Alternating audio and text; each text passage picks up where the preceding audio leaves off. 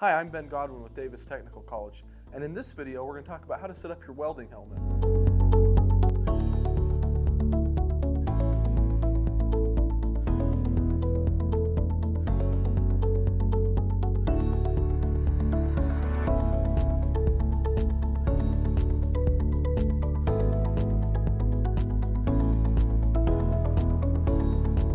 After your safety glasses, your welding helmet's going to be one of the most important pieces of safety gear that you're going to need as a welder. There's a few different kind of helmets that you can get. The first one is what's called a fixed shade helmet. A fixed shade helmet would be a really good option if you're working outdoors because there's no batteries you got to worry about. It's pretty indestructible. It's a really nice helmet for that kind of an application. And the other kind of helmet is an auto darkening helmet. Auto darkening helmets are really nice. If you can get one of these, we highly recommend it. They make learning a lot easier than trying to use a fixed shade because it has a tinted lens, and then when you start welding, that lens will darken to a welding shade, and then when you finish welding, it will go back to that tinted lens, which makes it really easy to see what you're doing, as opposed to a fixed shade helmet, which is always dark all the time. Now your auto darkening helmet's going to have a few settings on it. The first one is going to be the shade setting. Now when you set your welding shade, what you're doing is you're changing the darkness of the helmet while you're welding. So you need to know what amount of amperage you're using in order to set your helmet correctly. So you could refer to a chart like this one that shows the different processes that we use. It'll also show the amperage range and which shade is recommended for that amperage range. Most auto darkening helmets have between a shade 9 and a shade 13, 13 being the darkest and 9 being the lightest. You're going to want a darker shade at the higher amperages, and you're going to want a lower shade at the lower amperages. This is because when you use more amperage, that arc light is a lot brighter. Another common setting on your auto darkening helmet is going to be its sensitivity setting. Now when you set this, you're setting how sensitive that helmet lens is to the welding arc. So if you were working outdoors and you have the sun that's turning your lens dark every time you turn around, what you need to do is you need to turn that sensitivity down so that that sun isn't making it turn off. Now another common setting that you're going to have is called your delay setting. Now your delay setting is exactly what it sounds like. You're setting the helmet's delay on how fast it darkens and how fast it comes back from being a dark lens after you've terminated the arc. So if you're using more amperage, you're probably going to want to turn that up so that it delays longer.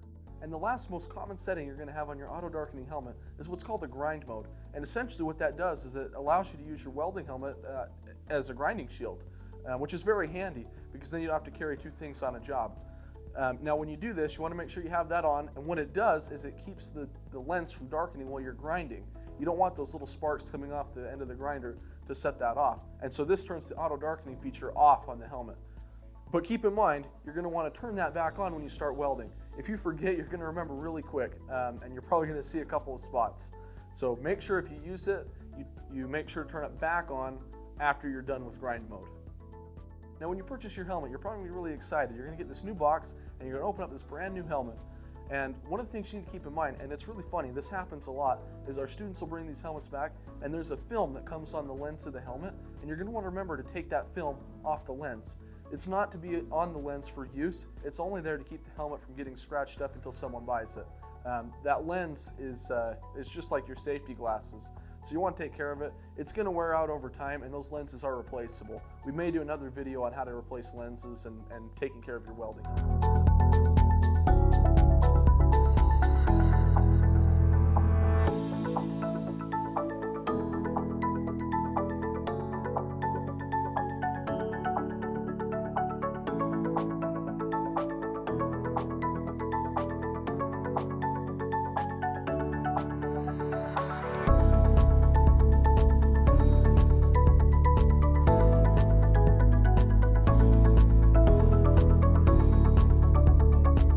Now let's talk about some of the pros and cons. Why would you want one or the other? Well, we touched on a few things. With a fixed shade helmet, it's pretty robust. You're going to have a hard time breaking it. They're usually a little more tough and a little bit more durable. And they have no electronics. So if you're going to be working out in the field somewhere in the middle of nowhere, this is a good helmet to have in your bag because you don't need to worry about where you're going to buy batteries or extra parts, as opposed to an auto darkening helmet, which does take batteries. But this isn't to say that auto darkening helmets are bad.